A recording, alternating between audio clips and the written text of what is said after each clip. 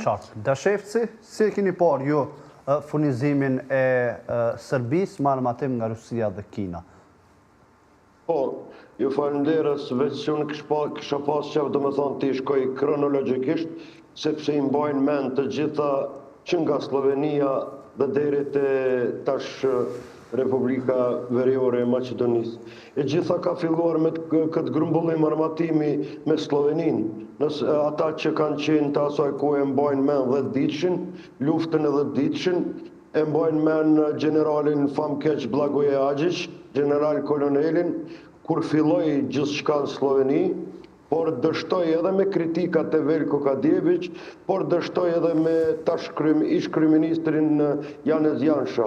Pastaj ata zbritën dhe murën çapatën në Sloveni, murën të gjithë armatim në Kroaci. Atje krijuan krajinën serbe me kryqëtet Kninin. Dhe pastaj ata e sulmuan edhe Slavonin lindore dhe paramendoni. Ata shkuan deri në një paralagje të Zagrebit që quhet Kutina. Por dështuan me stohin e Tuđmanit dhe kryesisë kroate.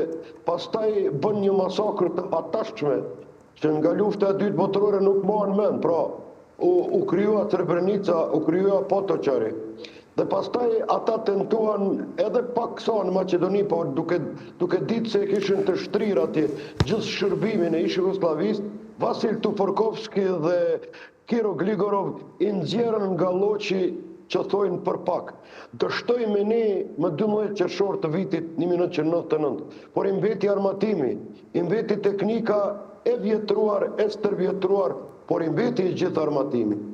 Kur nuk ka ndalë Serbia me armatim? Në asë një moment të vetëm, është në traditën e tyre që të kenë armatim, sepse ata janë kërcënim për Ballkanin, si që tregova faktet për qytetarin, sepse i mbajnë të gjitha në mend, sa që i mbajnë mend edhe me emra. Vetëm që ta di qytetari se kush e kërcënon këtë nga Ballkani, kush prish këtu marrëveshjet Daytonit dhe kënde kërcënon ai nga Ballkani. Dhe tash fundi, armatoset edhe me raketa nga Kimalet me kaq. Ata kanë fabrikat të mëdha të armatimit. Mirë po, ku është Republika e Kosovës këtu? Dy vende që kanë marrëveshje Republika e Kosovës quhet shteti jam, Shqipëri dhe Kroacia. Janë në NATO. Aktivizohet amandamenti 5, posa këta të përdorin ndonjë armatim. Kurse te ne nuk ka nevojë të aktivizohet amandamenti 5, sepse NATO është Kosovë dhe sulmuan direkt 34 vende. Nëse rastësisht ky establishment politik synon atë që po i pret, do me thonë, hinse si partyre ndryshime strategjike. Dhe në fund, do të dështon, sikur se Irani për 11 ditë, vetëm nëse tenton.